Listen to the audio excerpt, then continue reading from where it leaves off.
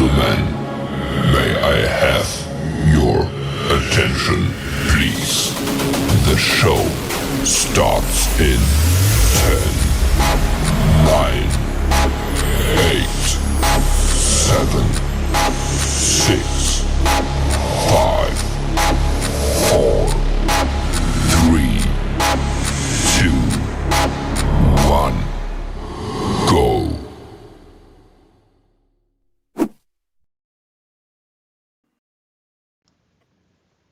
Yo, welcome to the channel. Welcome back to the Blue Lounge. Welcome everyone. I'm hoping you guys are having a fantastic international break. It's a little bit boring for some, very exciting for others. As you can see, I'm an Iraqi fan. My team is about to play the final playoff game to qualify for the World Cup in America, Mexico, and Canada. So my international break is exciting. But it is what it is. I hope you guys are all having a blessed weekend. We are back to talk about Chelsea. There is a ton to talk about.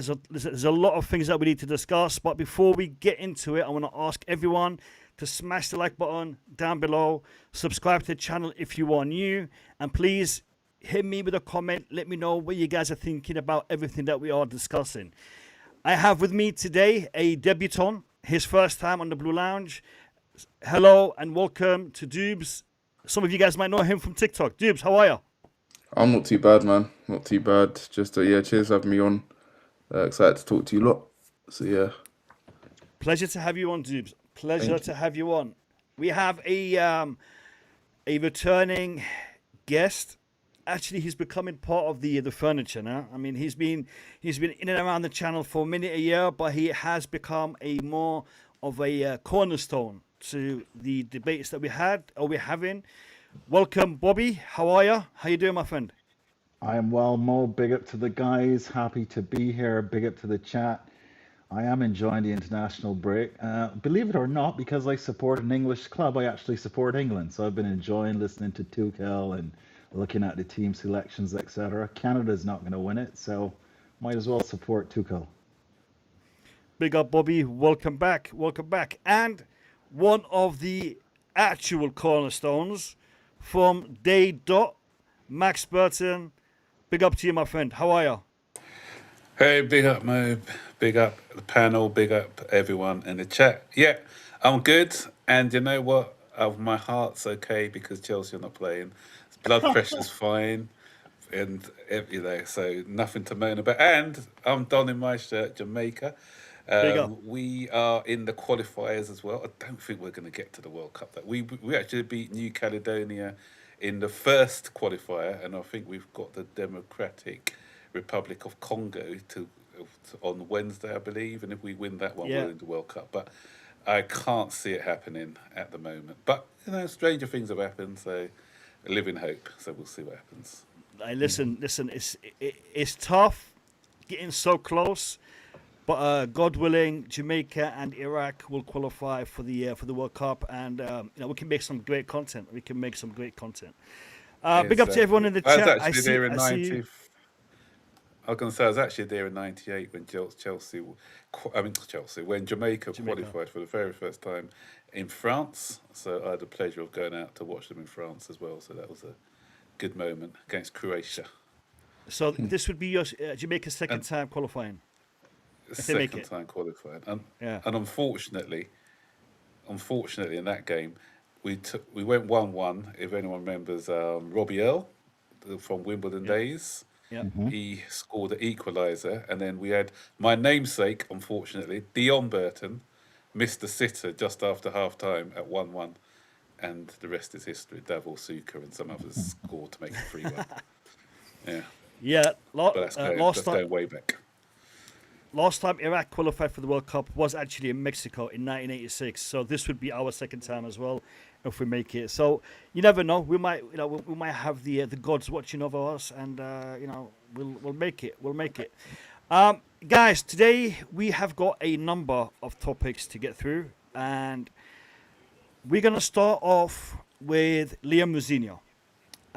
As some of you guys have heard and seen, there is links for Liam Mazinho to move to other clubs in the Premier League. I didn't know he was, on the market. He was available, but apparently he's been linked to, I think, Crystal Palace. I heard somewhere Newcastle being mentioned, and I heard somewhere some other clubs. But I want to get the take of you guys in the chat and also my panelists on the whole Liam Mazinho potential move next summer. Where do you guys stand on it? Get him gone. Anyone can start. Get him gone. I mean, if I take emotion out of it, he shouldn't have been hired at Chelsea in the first place. He's just not good enough for Chelsea. He might be good. He might be a good enough coach for Crystal Palace or for maybe even a Newcastle, but for Chelsea, no. So but then the issue is, if he leaves, then we go and get Gary O'Neill in. We know how the story ends. They'll have the next manager lined up already. Like we all knew with Enzo Maresca, if something went south there, Liam Mazzini was coming in, and look what happened. And we know, look, Gary O'Neill is the new Strasbourg manager. We know that something's going to go on there. So for me, Liam Mazzini isn't good enough for Chelsea. I want him gone. My energy isn't towards him because it's not his fault he got the job. Like, why wouldn't you take a job at Chelsea? But yeah, if it's down to me, they can have him. Genuinely. Yeah, my thoughts are, again, I'm a little bit reduced. I feel sorry for Rosina because I think, given time, I think he's going to be an excellent coach, but he's not. We're treating Chelsea at the moment as a sort of a work experience for players, work experience for managers. This club isn't a work experience club. This is a club where we bring in established managers, established players who've done their tutoring somewhere else. They've learned their trade and they come in. And I think with him, because some of his tactics I think have been okay, but when you're looking at the big calls now, and I always say with a manager, okay, he started off quite well, but it's how you react when you're in trouble.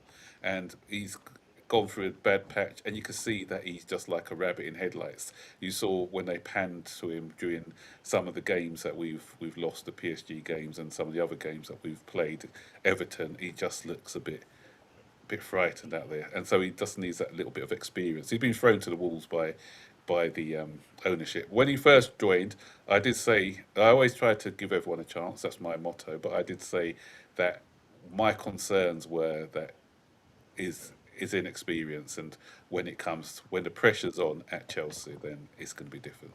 Because managing a club like Chelsea or managing a club like Crystal Palace, at Crystal Palace, as Stu said, he may do well because there's not that pressure isn't there. They're not expected to be challenging for big honours and things. So his stepping stone should have been maybe a lower Premier League club before coming into the big job at Chelsea. But you can't just trust who they're going to be putting in as the next manager because their track record of selecting managers hasn't been great at the moment. So that's my only concern, who they're going to be bringing in next. Bobby? I mean, I've been having mixed emotions about this. I mean, I think my natural instinct and initial instinct was, am I coming through clearly, guys? Yeah, loud and clear. Okay, cool. My natural instinct was like, Dubes, not qualified, shouldn't be here, throw the baby out with the bathwater, which is always typically my first response. But then actually I was influenced by Max because Max was tweeting that he could see what he's doing on the pitch. That didn't necessarily persuade me, but as I started to look at the data, it actually supports the fact, even on a points basis, if you don't like XG, he's getting more points per game in the league than Maresca was. I then dug even deeper, and I've been tracking this all season to try to understand what our points total would be by the end. And I've been tracking the points that we've been dropping on equivalent fixtures. And when Maresca left, we were 8 points behind where we were last year. So when I say equivalent fixtures, meaning you just replace the promoted teams from the championship and see what we did against them last year, points picked up, loss. So he lost 8 points for us. Rossini has played 11 games, 10 league games, I think, at this point. I think it's 10 of them, and he's only dropped one on equivalent fixtures. Now, having said that, he also had a fairly easy run of games when he started, right? And he's got the really difficult games at the back end. But when you really think about it as well, Maresca had the better half or the easier half of the season and dropped more points. So if I'm Blueco, I'm not crying about the fact that I've potentially improved. At least they're very data led, so the numbers will be supporting the selection that they've made. But you can see the lack of experience, the lack of big game experience coming through. He's at the business end of the season, and he's embarrassing us. So I get that's why I describe it as mixed emotions. The data supports that this was a better option than what we were dealing with. I fundamentally believe that Maresca was in a top 10 race before he left, and that's why he left at the time that he did. And nobody can convince me otherwise. Just looking at the fixtures, I knew he was in trouble. He timed his exit well. But as Doob said, who is coming next? Rossini was theoretically more qualified for this role than Maresca was. He was in the top flight of the French league. He got them into Europe for the first time with the youngest team in Europe by miles. So he's not that horrific, or his pedigree is not that terrible compared to what we've been served with before. So I've got these mixed emotions about it, and I worry about who is coming next. I don't see an upgrade. I can't see a manager who has a reputation to protect coming to a job this big without a transfer budget. So my thinking is this, because you guys all make fair points here, but my thinking is this, and going into who's coming in next, and we've seen the decline in the level of managers that we are getting. We haven't replaced a manager with a better manager under these owners. Every manager that we've brought in has been a step down to the previous manager that we've had. Now, moving forward, like Doob said, we are probably going to get an even less qualified manager coming in should Liam Mazinho go. Is it time that we gave a manager a chance? Is it time that we stuck with a manager even though he is not giving the results that we want, not giving or meeting the expectations that we have as fans? Is it time we did that? And is Liam Mazinho the manager to do that with? I'm just putting it out there. What do you guys think? My thing is, we're talking about all this now. He's not going. The only way they're going to do that anyway. The only way Liam Mazinho goes anywhere is if he starts speaking out or something goes on behind the scenes. Look at the pattern of managers that have been at Chelsea Football Club since these guys have come in. Thomas Tuchel said he didn't want to be the sporting director and be involved in transfers, get sacked. It was only Graham Potter was the only manager that left because of how horrific it took us for him to get us to 12th for them to say, you know what, we can't have this anymore. Maurizio Pochettino started speaking out towards the end, gone. Enzo Maresca started speaking out, saying, "Oh, it's the worst 48 hours since I've been at the club." Gone. It's going to take Liam Mazinho for him to say something before they even consider it. He isn't going anywhere. So in terms of backing the manager, like we don't have a choice. I don't think Liam Mazinho is the right guy to do it. I think Maresca would have been the right guy to do it because I was seeing things with Maresca, and he won us the 2 trophies, and he's, in my opinion, it shouldn't even be a debate. He's a way better manager than Liam Mazinho, and I didn't even want him in initially. Yeah, no, I agree with you. I did want Maresca in that time as well. But the thing is this: moving forward, as we know that the next person coming in would be potentially worse. I'm getting some audio feedback from one of you guys. Moving forward, as the next person coming in is going to potentially be worse, would we be better off with Liam Mazinho than to take that step? And I also, unfortunately, and I know Doobs said it, but I don't think Doobs likes what he said. But the criteria for him getting sacked is if he was to step up and to make a statement or to make a stand. And unfortunately, that is the criteria that managers are being sacked at. If a manager grows a pair and wants to implement change and implement a system, a strategy that opposes the model, that opposes the structure, that opposes, the the recommendations by the physios and the medical staff and the sporting directors, then he's getting sacked or he's being pushed out of the door. So my question is the future for Chelsea as far as the management position, is it that bleak or are we just being over the top here? First of all, can I say something? I kind of disagree with what Dude said about Maresca being a better manager.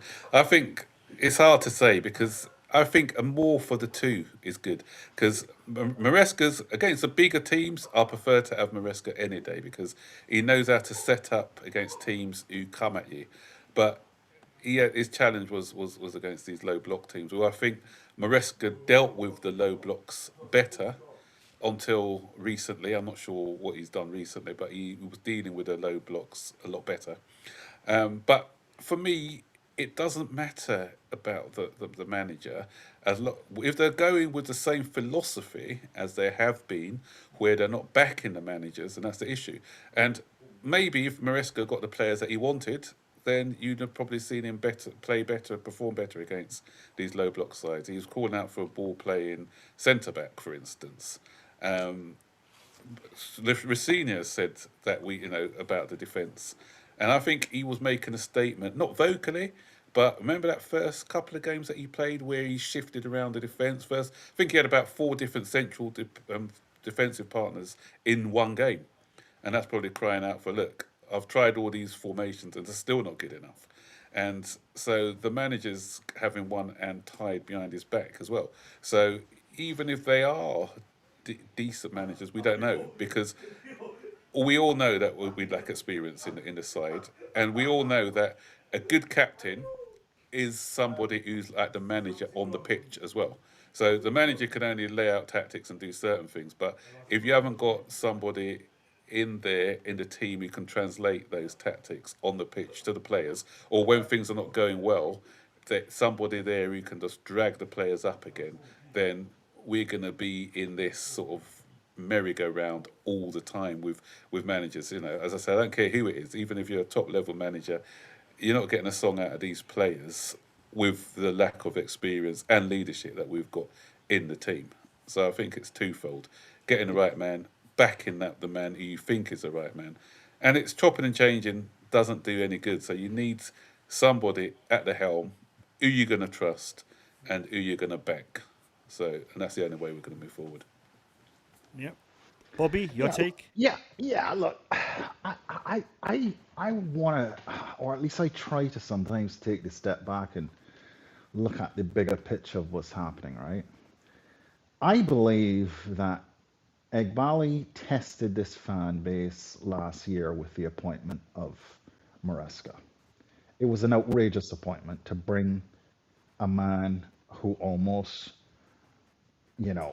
he almost didn't win the championship that year, and to bring him to Chelsea under this style of play kind of argument should have been offensive to everyone, and the fan base should have kicked off then. He tested us, realized he could get away with it.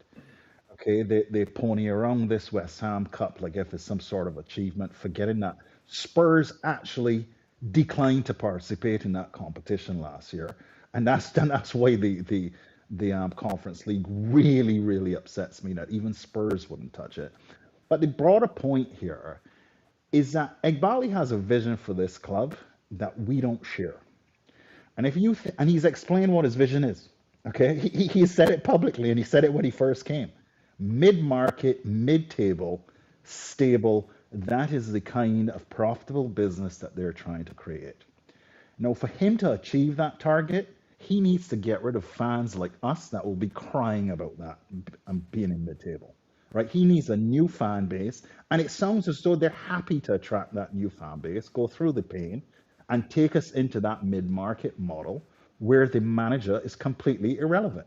You've just got this caretaker guy in there making sure people get their minutes, put them in the show window, and that's all his job is. And that is actually the least risky proposition from a business perspective, because they're not gambling on big names, big wages to try to win trophies. They've got a predictable, stable mid-market club that's just farming players to the market. So the profile of manager to look after that is not the kind of manager that we, as the old guard of fans, are looking to see. All right. I wanna look at it this way. When managers depart so regularly, it causes discomfort. It causes uproar. It causes players to have to reevaluate their situation. They have to think about what's coming next, what's the future, what's happening in the future. When Enzo Maresca departed, he departed in a way where a lot of players were shocked, surprised, and taken back. Liam Mazinho comes in. Liam Mazinho, to be fair to him, he did try very, very quickly and very, very hard to build rapport with the players. We saw him, talking, speaking, laughing, trying to get to know the players on a personal level as well as the professional level. He went above and beyond in trying to do that. But I think his lack of experience, I'm not going to talk about his age because we've seen young managers do well in this before, but I think his lack of experience in general didn't really put him in good stead when it comes to this, because we are now hearing from players and they're speaking out about their dissatisfaction with the whole Maresca thing. Players are now talking openly about potentially, going away in the summer, moving in the summer. They are discussing it in interviews. They are, they might not be highlighting it in the way that the media is emphasizing it, but these statements do ring true to them potentially moving away. Players like Enzo Fernandez, players like Cole Palmer, Caicedo has been offered an extension to his contract, or he has been offered a new contract, and he hasn't really taken the step to sign that contract. We know that a lot of these players are on death row contracts, 7 years, 8-year contracts. Now, we touched on a point in the last stream, me and Bobby and Nee Zion, who unfortunately wasn't able to make it today for Blue Clouds Media. We touched on the 3-year rule in regards to the contracts and the flexibility that players have when it comes to, dictating their future after 3 years have passed on their contract. I want to start with Bobby. If you are able to just, give everyone an understanding of this 3-year rule, and also start us off in regards to the fact that we could be seeing a lot of players moving away, and what's your take on that situation? Yeah, when we were on last time, we were talking about that ex-Chelsea player, Lassana Diarra. And he actually, it was with a Russian club, he unilaterally terminated his contract with that club. Without going into the details as to why he did it, the club then obviously, wanted compensation, etc., took action against him. And this went to the European courts. And it was a ruling, I believe, in 2024. Folks can check this up to get the precise date. But the point is, it was very recent, certainly after Bluco has been here and after Bluco has started to sign players on long contracts. That ruling effectively meant that players are considered employees under European law, and therefore they have the freedom of choice of employer. FIFA reacted to that by enacting a rule called Article 17. And Article 17 basically recognizes the fact that clubs cannot afford to have players just terminate contracts unilaterally. And there should be some guidelines as to when they can do it. So it's very prescriptive in terms of when a player can actually unilaterally terminate a contract. But the bright line that we should be focused on is the fact that it says that after 3 years, a player has the right to ask for a transfer. Now, people aren't focused on this, and it's not, and the journalists have really let, I think, the public down in terms of explaining what this really means. At the time, nobody really focused on it, but this has actually changed the transfer market and the way clubs can manage their contracts with players. And the first instance of this was Isak last summer. Now, the popular belief is that Isak forced a transfer by going on strike. And that Liverpool then did, I guess, I don't know why they feel that Newcastle should have accepted less than the £150 million that they were asking for, but Newcastle did accept 120, I think, right? Now, why did they have to do that? That is because Isak had reached the 3-year mark on his contract. Newcastle understood that he had the ability to unilaterally terminate that, and the compensation is significantly less than what they were asking for. There was an article then published by ESPN UK. Folks should look at it, where they estimated that the compensation that Newcastle would have gotten was in the range of 50 to 60 million pounds, which is obviously 1/3 of what Newcastle claimed they were demanding. Liverpool came in with 120, and Newcastle, knowing that other clubs, including European clubs, would have been bidding, around the 100 million mark, they took the best offer that they could get. That applies to any player who has reached the 3-year anniversary on the contract. Enzo Fernandez just got past his 3-year anniversary. Enzo Fernandez is not signing a new contract. Blueco must understand by now that Enzo Fernandez can unilaterally terminate that contract within weeks of the season ending, and they would only be entitled to the rest of the compensation to him under the contract. So in other words, a significantly lower number, just like the Isak situation. And folks aren't really focused on this, that this is actually happening. And therefore, what it then also means is that the whole Blueco business model of creating all of these long contracts is now actually useless. All of those contracts past 3 years by FIFA rules are unenforceable after year 3. I'll pause there. I've bombed you with a lot of information, but I think that's the fundamental point that folks need to focus on. Article 17 is out there. It is being used by agents and players. Isak used it, and Newcastle had to take the best offer, and that I think applies to our players as well. So forgive my ADHD if I lost track of it, but from what I'm gathering, you're saying in some contracts, 3 years, there's a thing they're able to terminate themselves or something. I don't know. Not in some contracts, in any player contract. So FIFA has a new rule, Article 17. It allows players freedom of choice. European law treats players as their employees, which forced FIFA to enact a rule globally saying that any player who has reached 3 years in a contract has the right to leave. And clubs can either cooperate with that player and find the highest bid, and if they don't, and the player is entitled to unilaterally terminate the contract. And the club, the selling club, will take compensation based on a formula. And the formula has to do with the compensation that's owed to the player for the remainder of the contract. So in other words, it has shifted power away from clubs substantially. But in a Blueco perspective, and everybody probably wondered, well, why aren't other clubs doing long contracts? Well, because of this reason, right?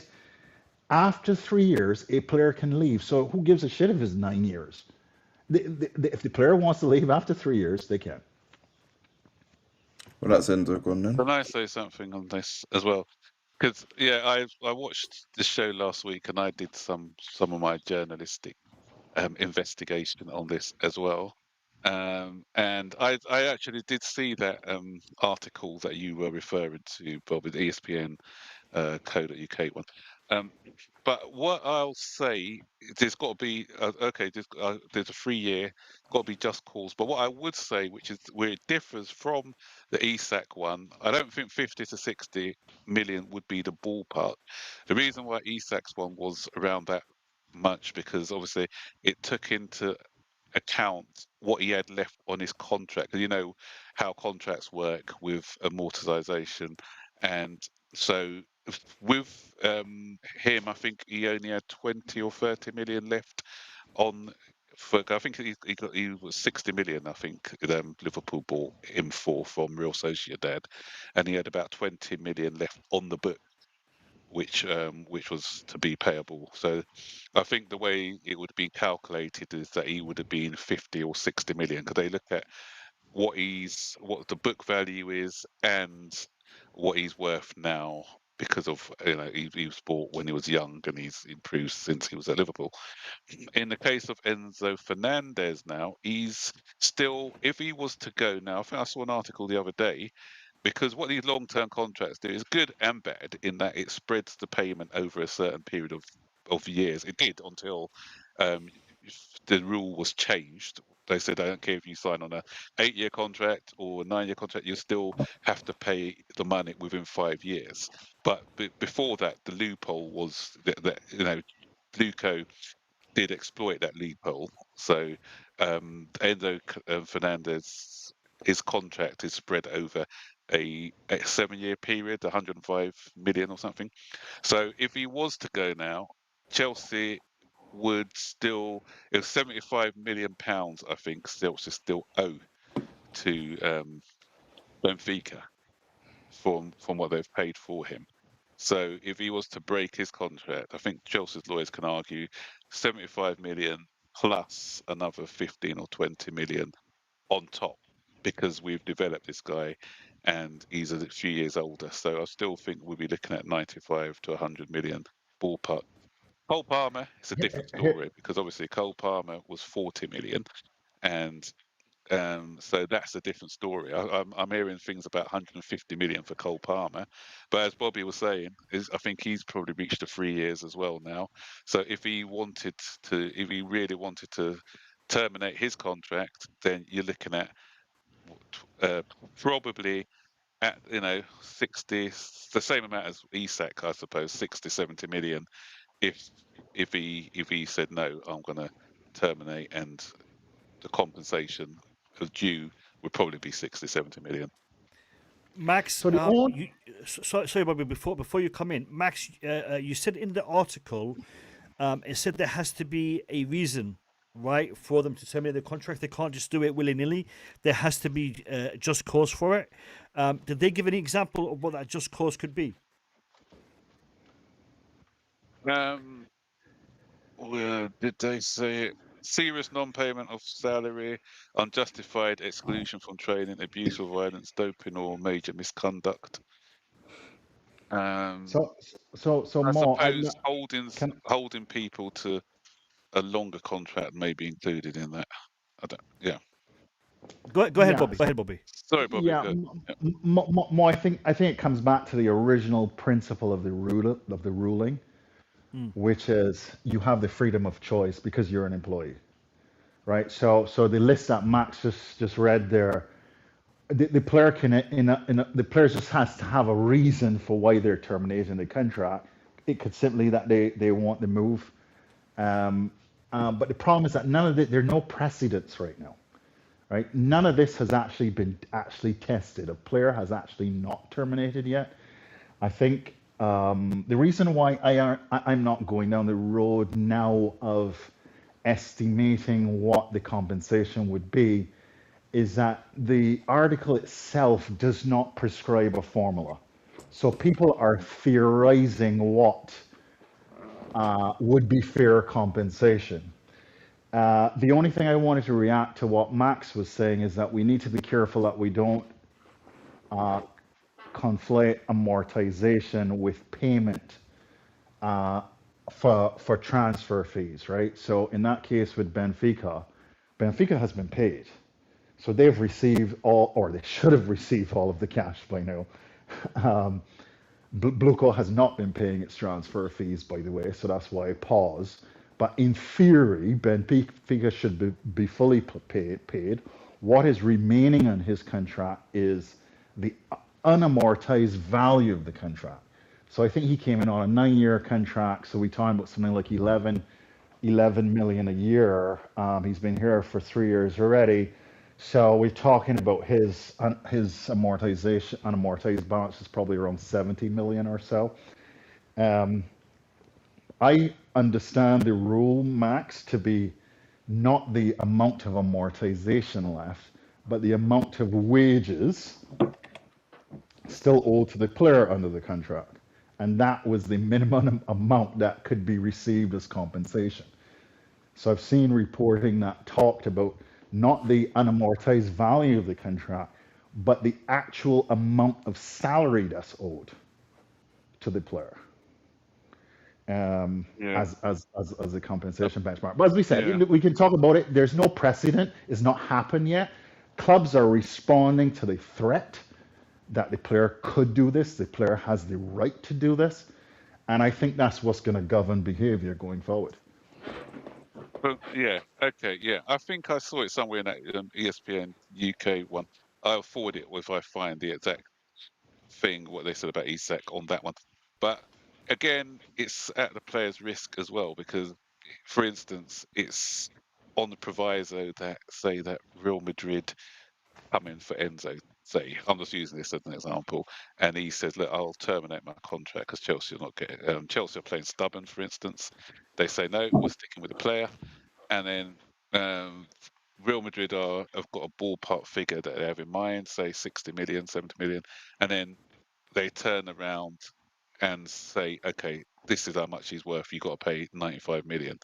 So he's got to be confident that Real Madrid will cough out that money. But as Bobby said, because it hasn't really been tested yet, we just don't know how something will play out in the market if somebody is brave enough to then terminate their contract and negotiate with another team, because it could be a risk for the player as well. Well, okay, I wanna 1 second, Bobby. I wanna shift a little bit here and address it from this standpoint. Right now, we are seeing this happening with the players. The players are talking about moving. Now, they're talking about moving for potentially a number of reasons. One, no Champions League next season, potentially. No Champions League next season means that they're only going to be receiving a basic salary. As most of them, if not all of them, their contracts are incentivized depending on performances and depending on Champions League qualification. So them getting basic salary with the current salary structure that we have means that for them, they would be looking elsewhere just to get that paycheck, to get that money which they believe they deserve. And especially the players like Cole Palmer, like Enzo Fernandez, like Caicedo, like Cucurella, players who are potentially the core of our club, our squad right now. Now, if these players are going to potentially move, are we in a position to even bring in the quality of player that we want? Because in the last transfer window, whether we like it or not, the last couple of transfer windows, whether we like it or not, a lot of the targets that we went for, we didn't get because they were not attracted by the Chelsea project. I'm talking Fermin Lopez, I'm talking Semenyo, I'm talking potentially, and again, that might be a bullet that we dodged, Xavi Simons. And, players like that chose either to stay or to go elsewhere than to come to Chelsea, because we are no longer the attractive club that players would die for. Players would, a player getting a knock on their door, Chelsea are asking about you, I'm packing my bags, I'm going to Stamford Bridge. That isn't the case anymore. And my concern is next season, with potentially the core of the squad moving out, leaving the club, we are looking to potentially get players that we have at Strasbourg right now. We've got that guy in Lisbon. What's his name? The winger? Brenda. Yeah. Brenda. So Gwenda, yeah. So we've got players in and around that we're probably going to bring in. But are we actually going to bolster the team in a way where we are going to be able to compete next season? And when I say compete, I mean compete to finish in the top 4, not title challenge, because that seems to be something not on the horizon for us anymore. What's your thoughts on this, guys? I want to know what your thoughts are in regards to the future of the squad moving forward. I think, yeah, as you say, like we're just not attractive, and I don't blame them. Like, especially your players looking in, you're seeing our managers leaving even after they're building something. Like usually in football with managers, right? Usually the fans are happy because obviously usually when managers get sacked it's because results have gone so wrong that they need to leave. With Chelsea fans it's different. We're usually like baffled or upset by a manager leaving. So like the players looking in must think that's not attractive for one. They must think the wages we must like Mike Mignan, the reason we didn't get in was I think because of the wages and they couldn't agree on the fee. And that's probably the same with Fermin Lopez, wouldn't surprise me. We're just not that club anymore. And the past couple of windows have shown it. The Champions League qualifying transfer window where we needed to qualify for Champions League to attract the best players, we get Liam Delap, Garnacho, Jamie Gittins, someone else. But it's just gone. My head's just gone. So, so if that's the transfer window we're getting when we're qualifying for Champions League, what we're gonna get in the summer when we're not gonna qualify, we're probably gonna get I get maybe Europa League. Like that's what I'm saying. Like they put themselves in this position because they probably can't even afford to splash out the wage structure. Reece James had to take a pay cut, didn't he? Like they can't afford to give high wages as well. That's another thing. So I don't blame big players not wanting to come to us. The only thing I'll say with the Xabi Simons one, I don't think that was him choosing not to. I think we liaised with him and the agent, but the club just never put a bid in. They were just wait. I think they were, yeah. I think they were just waiting on the Jackson sale or something. I don't know. That's why we're broke. We can't buy players, basically. Anyway, my take on this is, that's why I was on. I can't remember. It was someone's show I was on before as a panelist, and I just said the same thing for them because these people are so positive and saying, "Oh yeah, we've got to trust the process, trust the project, and wait for time." And I said, "Look, these players are not going to be waiting for us to come good. If there's no signs that we're coming good at the moment, they're not going to want to hang around. So how are we going to have a good team if players are going to look at the project 4 years in, just like us as fans, 4 years in, and we've shown no sign of improvement?" Okay, I don't want to talk about the two trophies that the West Ham Cup, as some people call it, and a cup where I'm not, I loved when we won the World Club Cup just for bragging rights, but let's be honest, we probably played a tire in PSG, and that kind of duped the fan base and the ownership because of winning that. They thought that we were better than what we actually were. These guys want to be competing week in, week out in the Champions League, going far in the Champions League and competing for league titles. We're no closer to the competing for a league title than we were before Tuchel left. And the football is a short career. Two things that, as a footballer, these are two things that you are interested in. The first thing is, obviously, if you are a player with ambition, you want to show your kids what you've won. At the end of the day, you want to show them your trophies. Okay, show them your medals, and you want to also have a good. Football's a short career, as we know. If unless you go into coaching, so you need to have of that financial stability. And if we are going for this incentive based wages, which falls down if you don't go compete in the Champions League and other things, then that money is not going to be attractive. You're going to go to other places where they're going to be offering you a little bit more money. So those are the two things that a footballer looks at. And what we are seeing, as I said, at Chelsea at the moment is it's just constant change, and you can't get anywhere with constant change. So they were sold this. I don't know how we sold this project to players and how they kept on coming to us. I don't know what they said in this project, but what you're seeing now is that players are looking at it, and we're not going to be able to sell this project any longer. Do, do, At the beginning, when they said okay, they say, okay, we'll buy into this, but 4 years in, I don't think a player is going to be duped into looking at this project and seeing it as something that's attractive. Do you Because think, like, as well, just to cut you off quickly, just if you look at a player like Enzo Fernandez, do you think right now he's happy looking around saying, "Oh, I've got Wesley Fofana, I've got Tostin behind me, I've got Robert Sanchez or Jorgensen in goal, I've got a decent midfield partner in Moises Caicedo, but then I've got Garnacho on one side, I've got Pedro Neto on one side, I've got Liam Delap up front if it's not João Pedro, or it might be Jamie Gittin." Do you think he's happy with the players that he's playing with? And that's one of our own you could players. see the frustration. You could see the frustration. Remember against PSG when he was berating the goalkeeper, Yeah, Borges. good. Yeah, that's what I'm saying. He was actually berating him, and what you're seeing as well with a lot of the players now. I saw it with Pedro Neto. He was arguing. Joe Cole Palmer in the last game against Everton when they were just arguing with each other.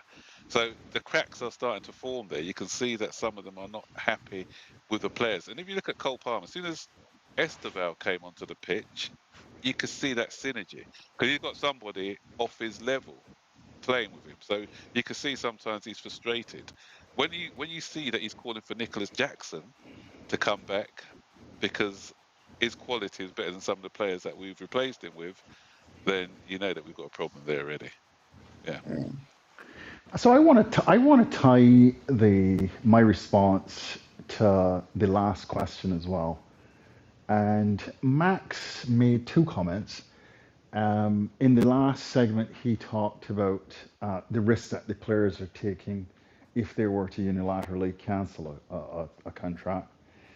And then you asked the question just now, Max, about what are these guys selling to these players to make them want to sign? Because in fairness to them, they have been getting, quote unquote, the highly rated youngsters. We've been competitive in getting those players to sign for us. But as much talking as I did in responding to the last question, I actually didn't get to make the point, the bigger point that I wanted to make. These contracts, these long contracts, have what I described, and I saw a lot of people discussing this. So on my Twitter profile, I've pinned a tweet where I went into this in detail to try to explain to the fan base that a long contract with Article 17 from FIFA being in place creates what's called an embedded option. So I don't know if you've ever heard of a derivative contract. This is something in the finance world where if a contract has an option in it, you actually have to take the option out and price it separately. The players effectively have an option to leave at the end of year 3, or if they get injured, stay for the 9 years. There's no upside for the club on either side of that situation. So it's actually a beautiful contract for a young player to sign because it protects them against long-term injury.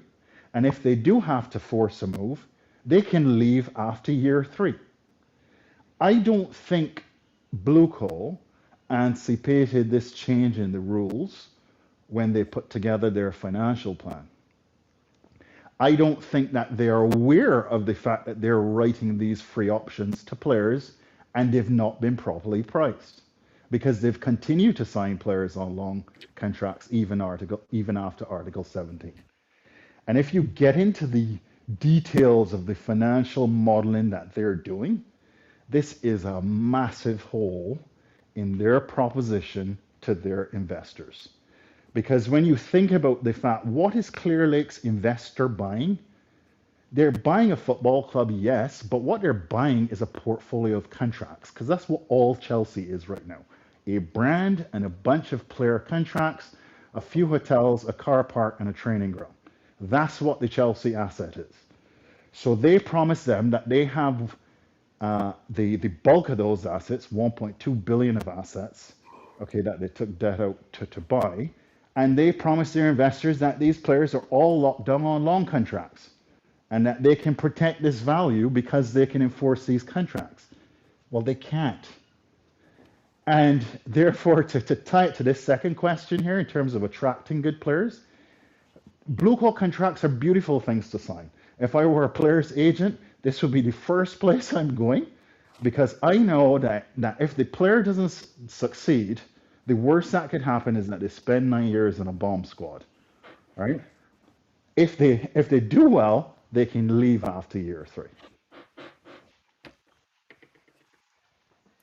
Fairs. All right. So I wanna go deeper, dig deeper when it comes to this whole thing with Blueco.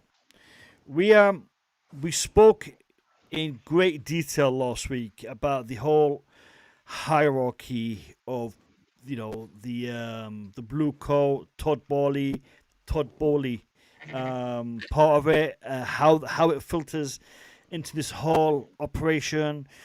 We talked about the structure, the segments, the different entities within. But Max showed, or he forwarded me and Bobby a video about FSG and how they used a model very similar to what we're seeing with Blueco. And to be fair, Blueco is probably looking at the FSG model in regards to what they're doing and how they implemented a finance-driven enterprise. And they bought the Boston Red Sox. I think this was back in the early 2000s. They bought that club. They bought that team.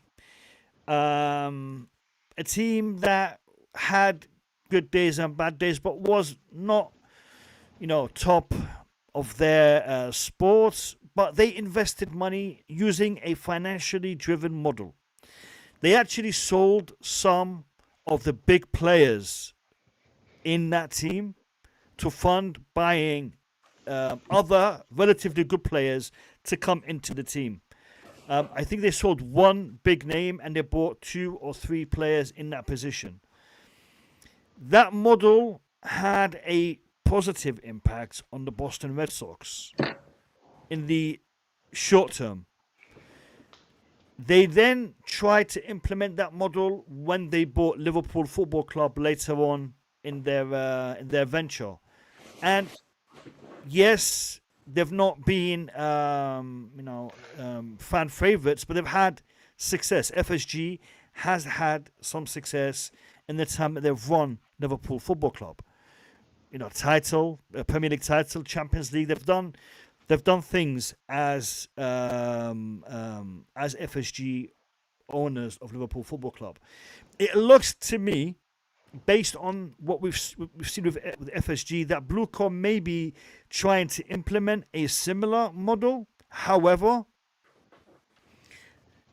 they're not doing it in the correct way, or they're not fulfilling the same criteria that FSG had, because FSG came in they claimed and they declared that they didn't really know much about sports, but were willing to try to have a balance between financial growth, stability, and also sporting success. Even though sporting success was not their main goal, as stated by them, but it was one of their goals. Financial stability and financial success was their main goal. What we're implementing, or what is being implemented at Chelsea Football Club, doesn't seem to have that attribute, the sporting element to it. The focus is purely on finance. And as you guys saw, if you watched the stream last week, even the financial bit doesn't seem to be quite working out for them because of the amount of debt that they have incurred. So I'm going to start with either Bobby or Max, whoever wants to start us off on this. But the FSG model, the Blueco model, similarities, disparities. What do you guys think of this whole implementation of the financial? We're actually going to call it Moneyball for today. How do you guys think about Moneyball being implemented at Chelsea Football Club by Blueco, and how they're doing it right? I would like Max to go first, because I didn't watch Moneyball. So Max, if you can just explain that to us. Yeah, I'll go first. Obviously, Moneyball is, I think Brentford uses something similar, but it's the data-driven model. Okay, and if you look, when Jurgen Klopp first came to Liverpool, he didn't want Mo Salah. He wanted Salah. I can't remember who he wanted. He wanted some of his own players, but they said no, we want Mo Salah. And I think Jota was another one who they got ahead as another player that he wanted. So they were using this data model to select their players. But what they were doing, where it's differing from what we do, they were getting established players. They're using data, but they were getting established players. Okay, and they sold. I think it was a Coutinho. Was it they sold? So they sold him. I think he wanted to leave. Sold him for Barcelona at 145 million or something. But they reinvested those funds, and what they apparently there's Max. Apparently there's still some of that money left over. Apparently. yeah. How much was it? It was quite a bit, wasn't it? 120, I think. 145 million. 140. No, Yeah. 45. something like that. Yeah, something like that. Yeah. Don't quote me on that. I think it's between 100 and 140. I'm sure it's 140. But and then what they did, they brought in players that they needed. Like remember, Chelsea was after Addison, but Mourinho Graniska was trying to hold out for Courtois to sign a new contract, and that's where Liverpool jumped in and got Addison ahead of us. And so so they used the model to get in players who can fit into the way because obviously they brought in Klopp. Klopp told them what he wanted, the sort of team he wanted. Then Michael Edwards, I think he was their sporting director. I think he's come back to the club as a sporting director. So they got in a good sporting director and a good data team to identify these players. I think with us, what we've gone for a different model, and we are basing ours on the Brighton Bournemouth model of buying the next up and coming stars, looking at data to buy the next up and coming stars.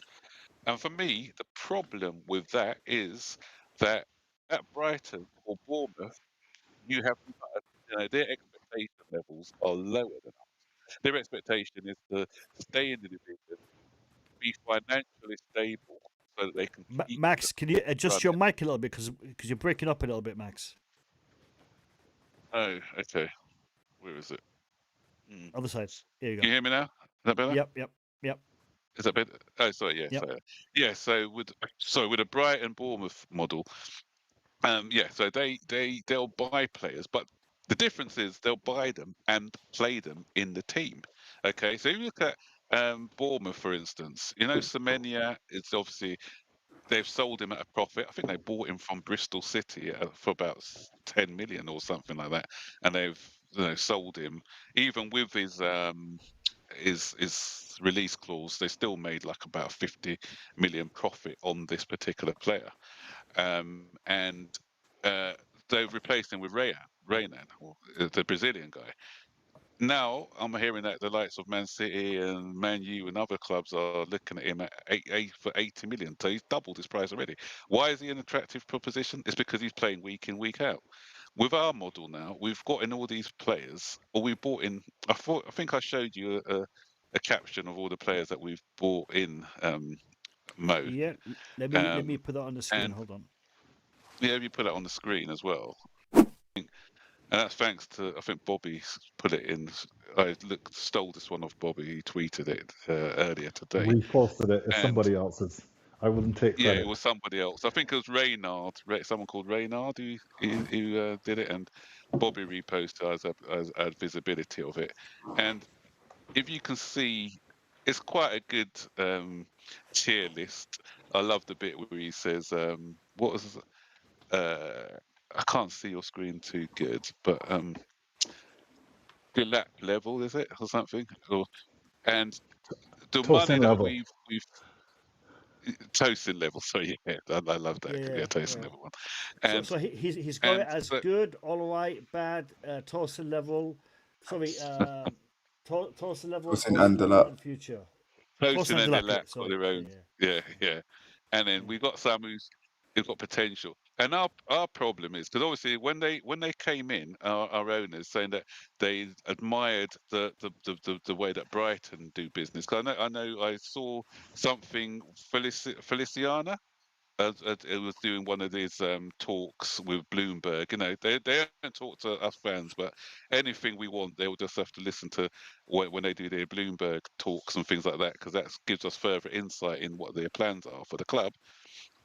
But all those players that you can see on the list here, um, data driven. The only ones who's yielded us a bit of a profit, I think, is Vega and Madueke. Madueke. Yeah, Vega, Madueke, I think, are the only ones who've given us a bit of a profit. What about Ugachukwu, no? Ugochukwu, yeah. How much did he?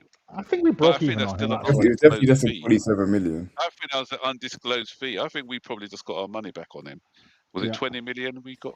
27 If on we did on get the a chart is profit, 27 million. if we did get a profit from him, it wouldn't have been a big profit. Yeah, And but it's just That was a break yeah, even. Yeah. so exactly. So, and that's the problem with our model, because they're buying up a lot of players in similar positions as well. For instance, if you take Max, Garnacho and look at Gittins. the grey tab here. I'm not sure if you guys can see my mouse. The Mm. grey tab. These are all players that we potentially have lost money on. Exactly. And Garnacho and Gittins, both of them are playing the same. How both of them going to develop at the same time when they play in the same role? And both of them are just, for me, average players. And so that's why I think what they've done with getting all these young players or average Quick, players is quick, this. quick question. Sorry, Max. Sorry to cut you off mid flow, but quick question, because looking at this list, one player stands out for me, and I want to know what you guys think about him. Cassidy. Do you guys remember Cassidy? Do you guys think we parted He was, ways with him yeah. too soon? 'Cause I think this guy had potential. This guy really looked good. What's Yeah, your but thoughts on this particular player? I just think it might look like he had potential, but I just think it might have turned out to be like we show him the potential, and then he just shows that not that he's bad, but he's just not at the level. So I wasn't losing sleep over him being sold personally, Okay. but Yeah, how's he doing at his new club at the moment? I don't even I know Is don't where he he? is. know. I don't No. even know I don't where he think is. he's putting up any. I don't think he's putting That's up the any thing. We're not trees even anymore hearing where about he like is. this. Oh, Cassidy. Oh, Exactly. like usually Exactly. media would be Yeah. like, oh, a player that Chelsea let go. And we're not even hearing about that. The ones that the ones that you'll think of for me are, if we let him go about 2, 3 seasons ago now. So you're looking at someone like a Mo Salah, who we let go, and he then became a world class player, or a Kevin De Bruyne. That for me is, Fikayo if Tomori. somebody has, yeah. Or so someone and you say, even now, the Lewis Hall is the one, the obvious one that you look at now, and you're Or thinking, hold on, what? Livermore, yeah. Livermento, yeah, yeah, Yeah, yeah. yeah, and also the other Matson. thing for me is, the other thing for me is a better model for me, because if you look, I'm not sure if you guys heard what Bayern Munich are going to be doing. I'm not sure if anyone saw that statement that they De- made. de- Is that they are developing the going to youth be players. I saw that. developing their youth players and just investing in elite players. Okay, but as Bobby probably going to explain to you a bit later, our model, I don't think, is based on success on the pitch. It's about turning over a profit with these players, so that when they come to sell the club, it can be an attractive proposition. So that's why the player hoard, and I know that Todd Bowley, and I think this is why Bobby hates him so much. Is, I don't want to speak for Bobby. He may talk a bit later. Is that he's obsessed with player trading, and player trading is something which is big in the United States as well. Because if you look at the Moneyball, the thing I sent you with that's big in baseball and other, basketball. That's what Americans do. A lot of trading, and football is a different bag. I think what these guys have done when they came to Chelsea, they were looking at more of an American model. and they didn't understand the English game. Where Roman Abramovich got it right, he knew that when he came in, he didn't know about football. He brought in a couple of football men. Pierre de Visser, if you remember him, he was his advisor, Dutch guy, Yeah. and he brought in Penny de Harvey, I think, as he was an agent, but also one of his advisors. He was the one who was telling him to go out and get the best, like Peter Kenny and people like that. So he was getting good advice from the people. These guys have come in; they haven't got advisors. The reason we got Brighton guy was because we were negotiating with Brighton, and he liked the way that Win Stanley negotiated. So he said, "I want him." And then we all know the story with Todd Bowley, where he said, "Oh, if Man City think he's a good player, then I think we should go out and get him." So no strategy behind it when we went in. First of all, getting in the likes of Cucurella and people like that. So the first thing, Bowley came in because Bowley's slightly different. If you look at Bowley's teams, Bowley likes to get in, say, superstars. But if you look at the Dodgers, he likes to get superstar players in. So that's why when he first came and he was managing transfers, you had the likes of Sterling, Koulibaly, those sort of players came in.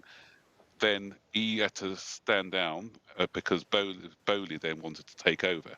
And Bowley's thing was, no, we need to get in these young players, increase Iqbali, you their mean? value. Egbali, sorry, yeah, get in these younger players, maybe increase their values, maybe they'll come good, and with the probably selling them at a profit. Hate it or not, this is my last point. Esteval, enjoy him while you can, because I've always said Esteval will be with us for about 3 or 4 years. Once he reaches that top potential, he's going for big money to Real Madrid or another team. That's okay, unless he invokes that 3-year contract and maybe goes for a little less. I don't know, but yeah, we'll see. Yeah. Hey, Mo, I've got to bounce quickly, but cheers for having me on, yeah? We'll speak It's soon. a pleasure. Whatever you Thanks do. you for thank you for Cheers, making man. the time, Bless you, Dubes. yeah? Really appreciate it. All right, Take cheers, care, No brother. worries. Thank you. Take Thank you, care. Dubes. I think that video, Mo, when it was circulated on Thursday, the fan base was in quite an uproar. Quite a few of the big blue ticks were annoyed by what they were seeing. And the implication was that Blueco is replicating what John W. Henry did at the Red Sox. I don't see many parallels. And by the way, the video was published by an X account called More Perfect Union. In case anybody wants to see it, it was circulating within the Chelsea X community on Thursday, and it tried to explain that the entry of private equity into the Red Sox changed the strategy and focus of the club to be more value creation oriented and not focused on sport.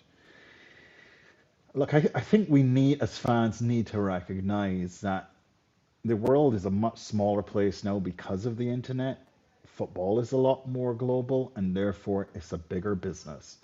And it costs real money to distribute football as content to every corner of the earth. And once it's being distributed, people are going to make money from it. Roman made money. His return on investment owning Chelsea was almost 3% per annum for the 19 years that he was here, right? So he was not, just having fun. He was actually making money, and he was delivering something important to us, right? And that's just what this sport is. John W. Henry, to me, is one of the best brains in sports management, if not the best, in terms of actually developing a model that sustains itself. It is not backed by sovereign wealth. He uses private equity money, but he uses it appropriately. And I'll tell you, there is a role for private equity in football. High street banks will not lend money to football clubs at the scale that a football needs financing. And the reason why a football club needs financing is because while the owner has it, you constantly have to be feeding it cash. That's why Roman built up a loan from the club of 1.5 billion pounds over 19 years. I mean, it would have been smaller. It would have been 300 million smaller had he not been taking care of people during COVID and stuff. But the broader point is that over time, he had to keep feeding it cash to then be able to sell it at a greater value later on. John W. Henry understands that, right? And he is a long-term holder of the club. And private equity allows you to take a loan that you actually don't have to make annual repayments on. Right? So it gives you that flexibility to sustain losses, fund losses, and not have to pay them back until you sell the club. And to give you something like 10 years to sell the club. That is appropriate use of private equity. John W. Henry never allowed them to make decisions for the club. It was just like a bank loan. It just happened to come from a private equity firm. But they were no more involved in the administration of the club than they were before they entered the picture. The difference here now is that Chelsea is owned by private equity. That is very different. Private equity making decisions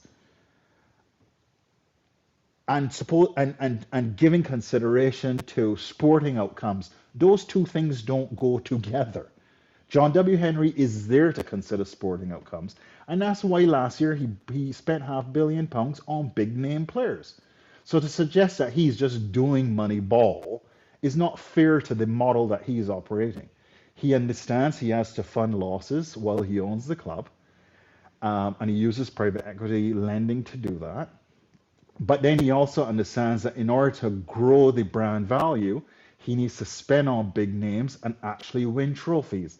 So he's walking and chewing gum at the same time. What we see here at Chelsea is quite different, where that extra effort required or risk required that you're required to take to win trophies, that does not fit in the private equity model. And that's why I don't think we're going to see the club going for those experienced, high quality names that are going to come in and make that difference. So the model that they implemented with the Red Sox did involve them going out there and getting high quality players, high quality names, younger versions of what they had sold, but they did also aspire to get the quality. Here, before I continue, Bobby, do you think that they are using the Boston Red Sox / Liverpool model at Chelsea On the Football Club? Do you sporting think side? that from On the sporting from a side? sporting and a financial side? On the financial side, kind of. Well, apart from the fact that the private equity firm in the Red Sox situation, the private equity firm does not make decisions. They don't control John W. Henry, right? He makes the decisions. In this instance, in Chelsea's instance, private equity makes the decisions at Chelsea. That's a material difference. The incentive structure is very different between those two types of ownership. On the sporting side, to Max's earlier point, the blue collar model is to take a guess based on data without seeing a track record in a league. I think the players that the Red Sox continue to buy were players that people have seen play for a few seasons before they joined the team. Again, a very, very different model, right? The blue collar, look, when you're using data to make a decision and not qualitative judgments, you're assuming that your projection is linear, right? That you've considered all the possible things that could happen in life. Well, you know that that's not possible, right? There's always crap that happens, like Mudrick taking drugs while on international duty, right? Who models for this kind of stuff? So when you have a situation where you're getting these Bobby, young players, Bobby, allegedly. Well, he's bad.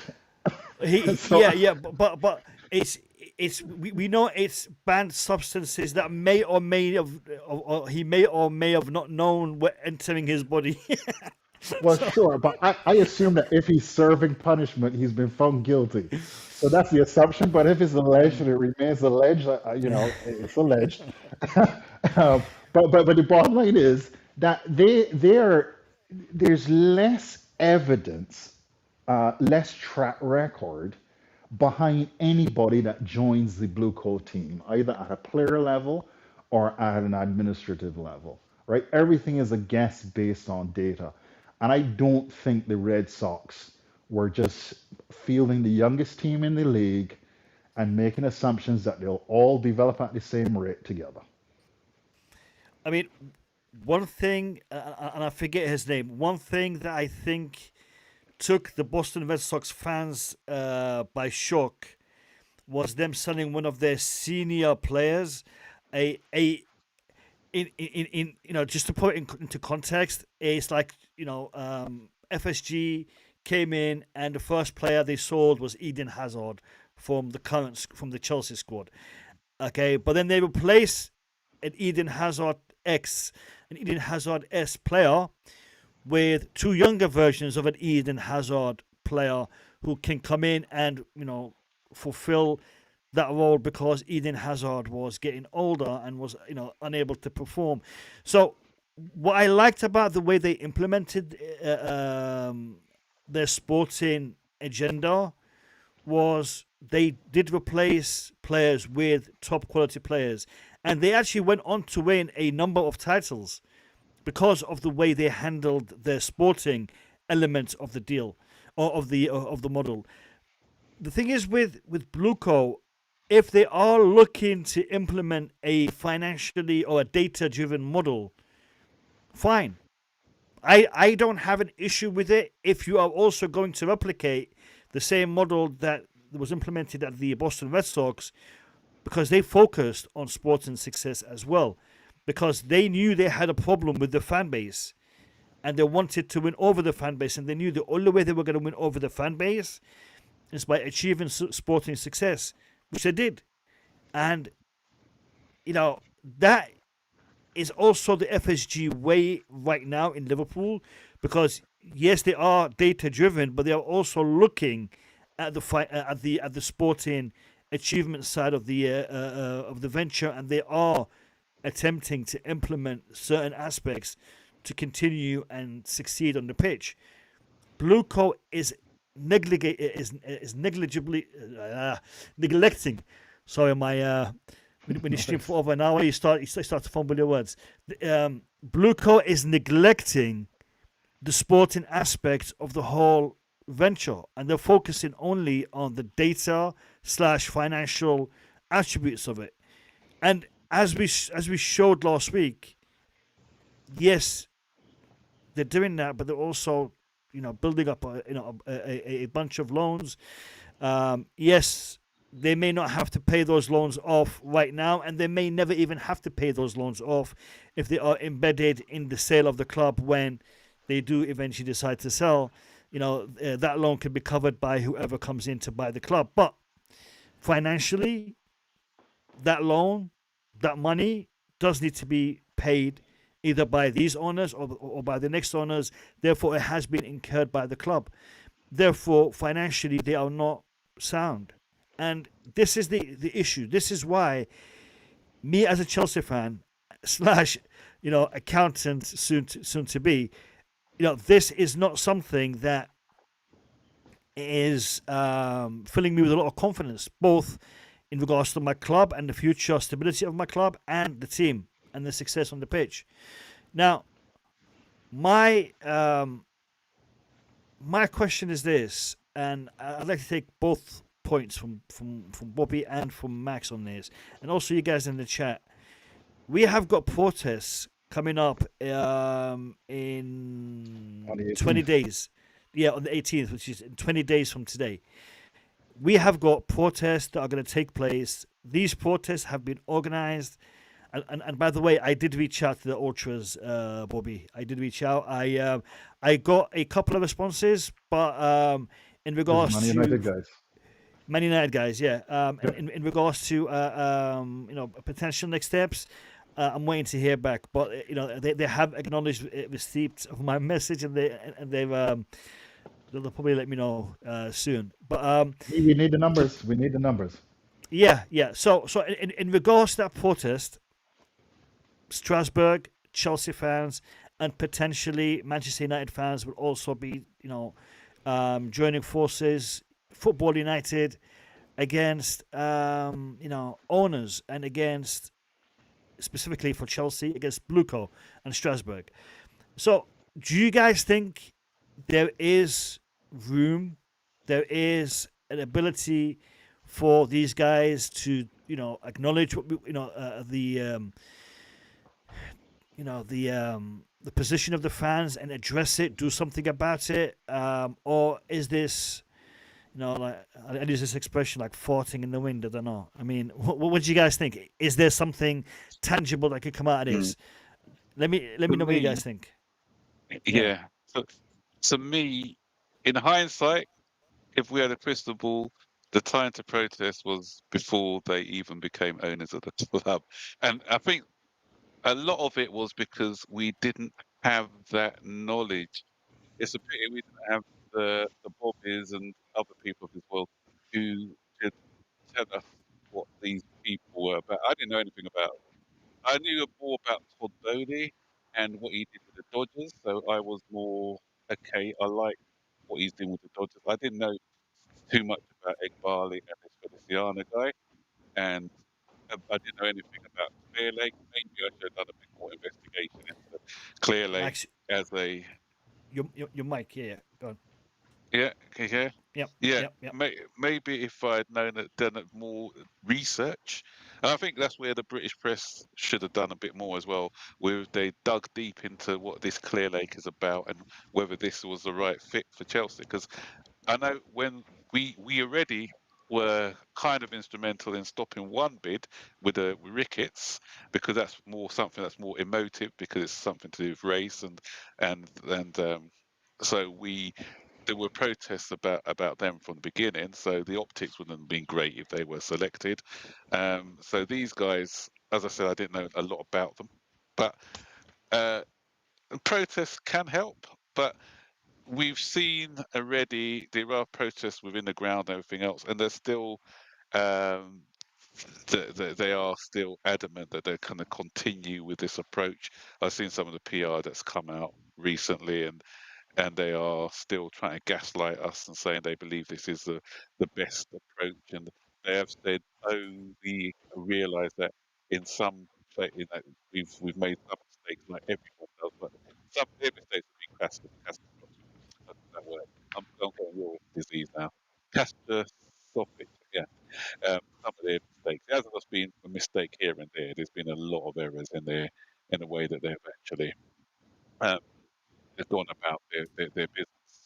Um, but I think with the Strasbourg lot coming over as well, and we also got to remember that they've got some investors to please. If the investors are saying that the fans are not on board with this model, maybe they may start to because optics is all about optics for them as well. That's why there's all this PR coming out all the time. But maybe this with the investors, they may start to get a little bit twitchy and prompt them to take action. I don't know, but as I said, you got to. It's just like when you vote, you don't complain about who gets in if you haven't put your vote in. So if you want the owners out, then you have to do your part by trying to do what you can do. Yeah, that's my take on it. So look, it's hard to get your head around forecasting what's going to happen because you can't. These are all new ideas that they're implementing, which apparently might work in North American sport. We know they have not worked in football before, but we've given them the benefit of the doubt. But then to Max's point, there is also a lot of incompetence with the way they're actually implementing their strategy, right? To have losses at this scale, that's just not mistakes that anybody else would make, right? You have both clubs in the top 10 of financial losses in football in Europe. And when I say both clubs, Strasbourg and Chelsea. So it's hard to say, well, is it going to work? What's going to happen? I'm beginning to come to a more morbid view that Egbali knows he has to go through this fan criticism, but he knows where he needs to get this club to. He came in and made a decision that this club fundamentally needs to change. That's why he ripped it up, root and branch, got rid of anybody who was there before, and the fans have to accept it or not. I think that's actually baked into his calculus. The problem is, as he's been going about doing that, financial markets are actually going against them. If you follow me on X, you'd realize that I tweet a lot about what's happening in private credit markets. So, in other words, the likes of Oaktree, Redbird Capital that loan to the Red Sox, Ares in our instance that loan to us. Those loans are coming from private equity firms, but in order to give those loans, they actually take investment from people, not dissimilar to deposit in a bank. And if you think about a bank run where if the public feels that a bank is going under, they all rush to grab their deposits, something similar is happening in those private lending markets where the investors that gave the likes of Ares and Oaktree Capital and all these private equity firms money, they're now coming and asking back for their money prematurely. And a number of these firms have restricted withdrawals from these funds, capping them at 5 and 10 and 15% of the amount owed to the customer. Right? So they're limiting how they're paying back investors who want to leave. That puts pressure on those private equity firms, and therefore they're now pulling their loans in some instances. So you will see, for example, that John Textor, he just got foreclosed on last week, Thursday or Friday, right? He owns Lyon in France. So Lyon has just been handed to an administrator because John Textor has been foreclosed on, because Ares, who also loaned Chelsea money, they're suffering from investors pulling money out of their funds. So they have to sell Lyon, and they moved on John Textor last week. So protests is just going to contribute to that investor nervousness. Why do we have money in Chelsea? The entire private equity space, private equity firms have between 30,000 and 33,000 businesses that they have been trying to sell and they can't sell, right? Chelsea is among one of those 33,000 that needs to be sold in 2033, right? And that's the only way these investors get repaid. They're all nervous about the value of these investments, and that's why this panic is happening in this market, because they realize that these private equity firms have been selling these businesses to each other and inflating the price, similar to how Blueco and Aston Villa was doing player trading and inflating the price to try to do mechanics for PSR, right, to create fake profits. That is happening in private equity markets on a larger scale, and nobody no longer trusts the value of the assets. Just like how nobody should trust the value of that player that we bought who's now in League One. Yeah. Bobby, I have a question. So, talking about the trust of the investors. So, as we know, I think it's 60% is owned by Blueco, and the rest is owned by Coley and Co. So, Blueco, their share of the club is based on investors who have invested into the club. Can investors withdraw their investment?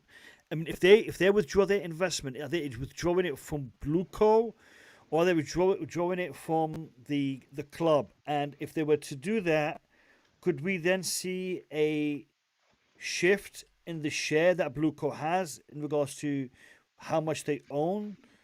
Or is it the fact that they've invested in Blueco itself and Blueco has used that money for different ventures, and one of those ventures is Chelsea. So if they step back, it does not have an impact on the shares.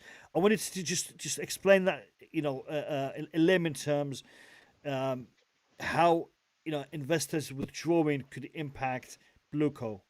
Sure.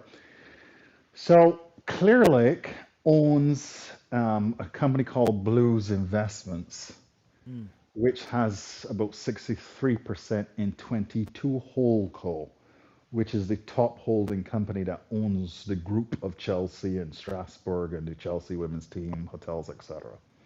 That's the top co, the top company, the top holding company is 22 Holdco. Clearlake, in order to fund that 33%, would have gotten money from investors in their Clearlake funds. Now, what I anticipate is that that fund is locked for 7 to 10 years. So in other words, the investors can't come back and ask for their money. So there's a direct pressure from what's happening in private equity markets for investors to be able to pull their money, the 1.6 billion that was given to Clearlake to purchase Chelsea. There's no immediate pressure of that. However, to the extent that Blueco can't sell, to the extent that they can't sell 22 Holdco or sell Chelsea, to cut it short, they have to go back to those investors and ask for an extension. So they promised them an exit in 2032. They have to grant an extension to Egbali to continue if he can't get this club sold. Pressure on the investors now puts pressure on Egbali then. So that's the first thing to think about. The next party here is Ares. They loan money to 22 Holdco. Ares is in the news. If you were to do a search on X right now, you'll see Bloomberg articles saying that Ares has had to put a gate on their fund that lends to its sporting assets, its football assets. So when you saw within a week of them putting that gate on the fund, a week later they then called the loan on John Textor, because they have to liquidate assets in order to pay back the folks that gave them the money for those loans.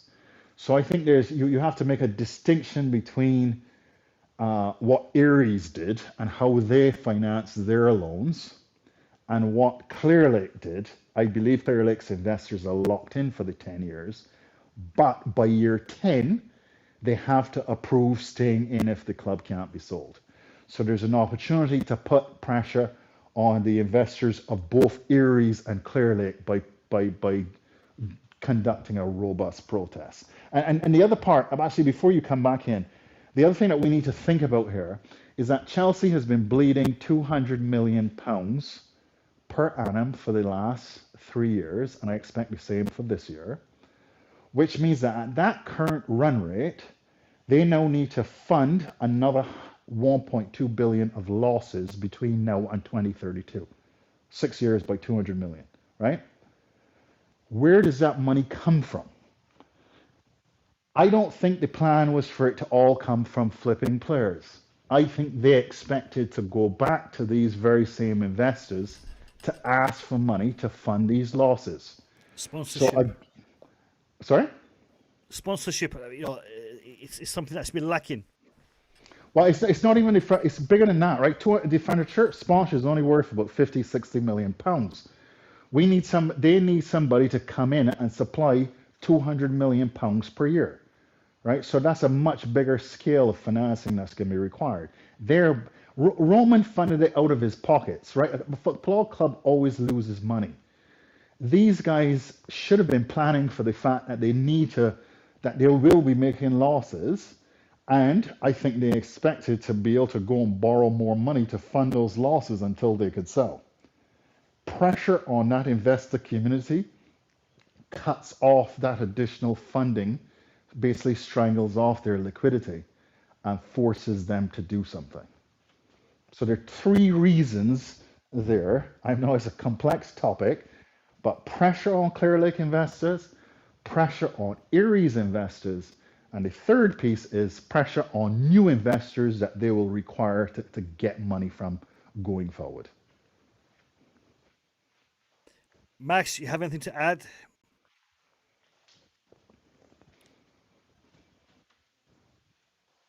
Is Max on mute? No, I was trying to come off mute. That's trying to mute. Yeah.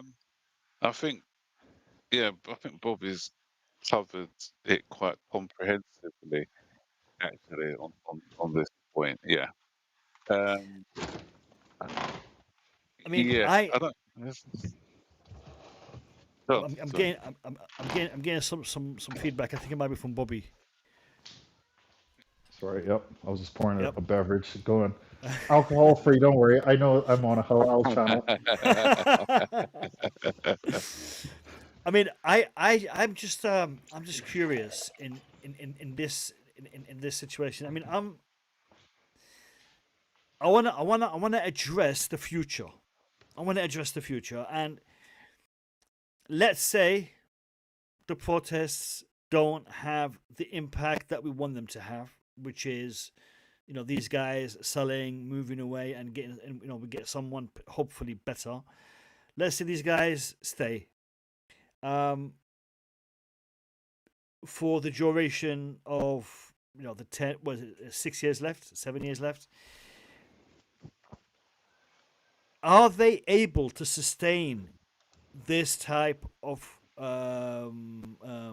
model, taking into account the amount of losses that they have incurred? The 200 million annual loss, the pressure from the supporters, the lack of sporting achievement. Because if we continue down this path, then the Champions League winners that they bought 10 years down the line are mid-table or low to mid-table because of the way they've managed the club.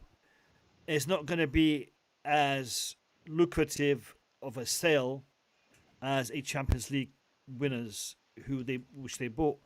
So financially, are they not taking that into account? Are they heading down this model, and they're doubling down on this model, even though they've seen 4 years go by and it is not moving forward? It is, on the contrary, it's digressing, it's going backwards. Yeah. In regards to everything from football to finance.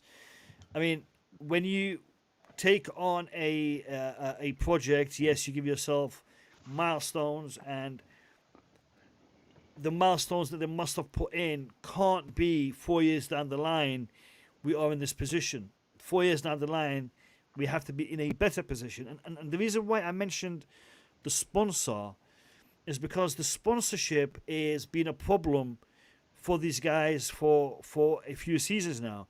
And the sponsorship is, yes, 40 to 60 million ballpark figure, but they have always declined many sponsorship deals because they think we can hold out for something better, even though the lack of achievement on the football pitch meant that they couldn't get that 70 million, magic number that they were looking at. Instead, they're getting lower bids.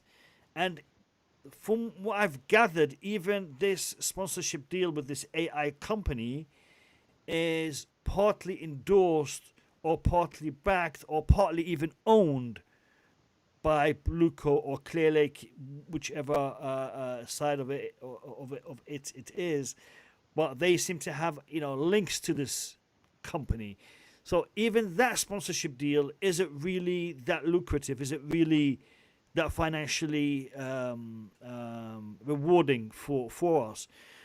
Because I'm looking and I'm thinking to myself, the future is bleak based on all of these variables that I'm looking at right now.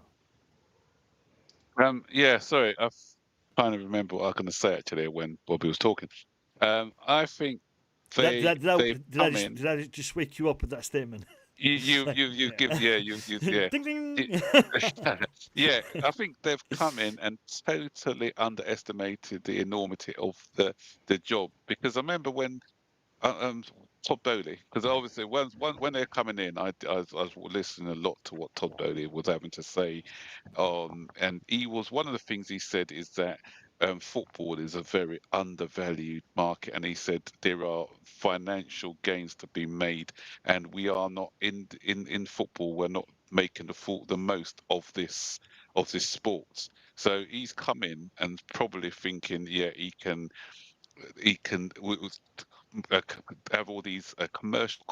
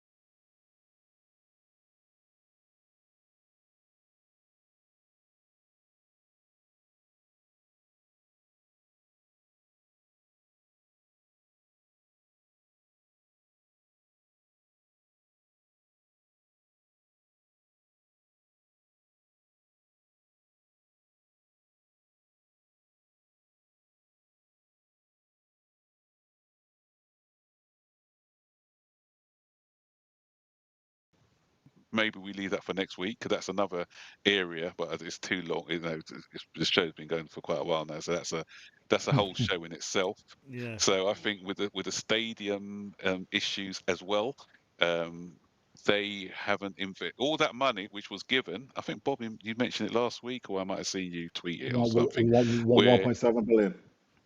yeah, where some of that money that we had should have been assigned to the stadium rebuild.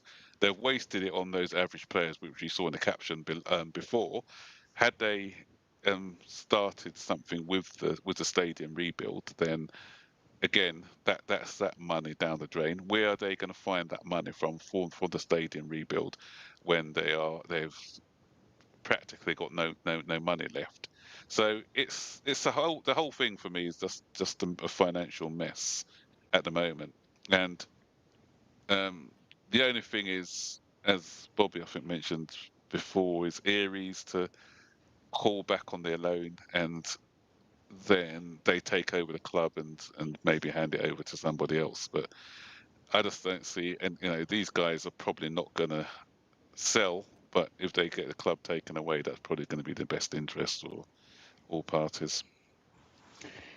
Yeah, look, you know what? I'm starting to try not to look too far down the road, Mo. There are some significant things which I think in the interim, in the short term, that fans should pay attention to. The first being Enzo Fernandez, right? You saw the trickle of news about him potentially leaving. Now you're seeing a trickle of news about, and so it's almost accepted by the fan base right now that Enzo Fernandez is leaving. You're seeing a similar trickling of news about Cole Palmer coming out. Number of outlets reporting that he's unhappy. So you're gonna, the fan base is gonna kick off, and then you're gonna see things settle down, and same playbook again. Eventually, people will just accept that Cole Palmer is leaving. So to see what happens with these two players in the summer is going to be significant, because that will tell fans, okay, we gave you time to buy these kids and we watched them all grow up together, but now that they're hitting their prime, you're selling them all. So Jackson is gone, Madueke is gone. We're now talking about the core spine of the current team. Rumors about them leaving. I think it was Ornstein that came out, or Jacobs came out first saying, oh, we don't have to sell our big players. Then all of a sudden, a week later, Enzo Fernandez might be leaving, Cole Palmer. So watching that very carefully over the into the summer transfer window will tell us a heck of a lot about what their plan is and how responsive they're going to be to fan kickback. Now, going a year further out, and I'll try to be brief here because I know we're at 1 hour 45, but next year, July 13th, so July 13th, 2027 is the maturity date of the term loan of 755 million that's owed to Bank of America and JP Morgan.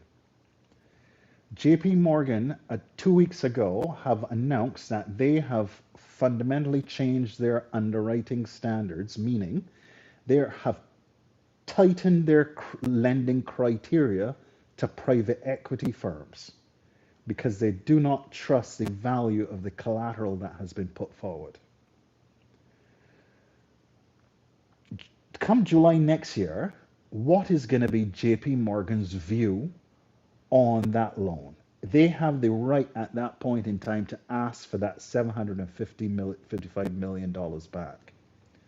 If they do that, that not only becomes a problem for Boley and Clearlake, but it also becomes a problem for Ares because they borrowed money from Ares to put up as the quote-unquote cash deposit for that loan.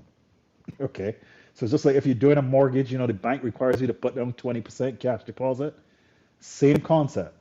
Ares gave them $500 million as the cash deposit. So that when JP Morgan changes its view as to the value of Chelsea, who, by the way, have suffered at least 1.5 billion of accumulated losses since Blue Claw has been here, and I think the financial statements that are soon to be released will confirm that. What is JP Morgan's view going to be of this balance sheet next year? That is the major milestone for us. We should stay focused on JP Morgan and what they're doing in the market. That, to me, is going to be the first hurdle that will determine the solvency of this project. All right.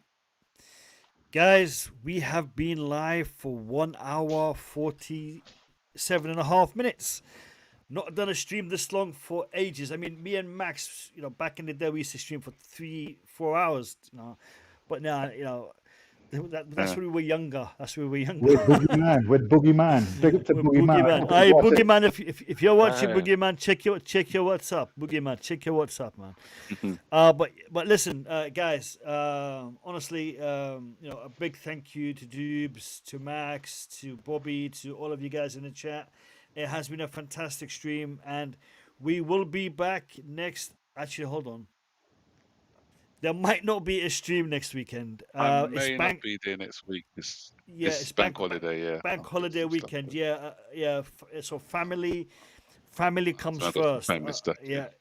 Yeah. So we are. I'm going to declare it now. We are not streaming next weekend because of it's a bank holiday weekend. We've got families. You guys got families. You need to spend it with your families. Don't be on YouTube. Go spend your time with your families. Take the kids out. Do something. Get away from social media. So we won't be live next week, but we will be live the following week. This situation continues to grow. We as fans, our power is to educate ourselves with facts. Yeah. Whenever you see something on social media, whenever you see something reported in mainstream media, read it, listen to it, but do your research. Do your research, find out how accurate this is, find out how plausible this is. Because when we are talking about our club, when we are talking about something that we have invested time and money and emotions and history and memories into, we need to be able to protect it. And to protect it, we need to be talking about facts. So hopefully, this show, the last show, every show that we've done, hopefully has been, something beneficial to you, the viewer. And if it has been, all I'm asking is for you to smash the like button. That's what I'm asking. Take what you've heard, take what you've listened to on the show, and go away and do your own research. Don't take our word for it. Do your own research. If you find that anything we've said is inaccurate, please let us know. Educate us. Let us know in the chat. Let us know in the comments. Let us know on our Twitter accounts. I'm on Twitter. Max is on Twitter. Bobby's on Twitter. Engage with us. Talk to us. And, together we will learn from each other. So, thank you all for your time. And we will see you in 2 weeks. Max, thank you. Bobby, thank you. Everyone in the chat, thank you. And shout out to Doobs as well. Cheers. Pleasure. Cheers. Take care, people. Yeah, thank you, care. guys. Stay safe. Take care. Peace. Bye. Smash the like.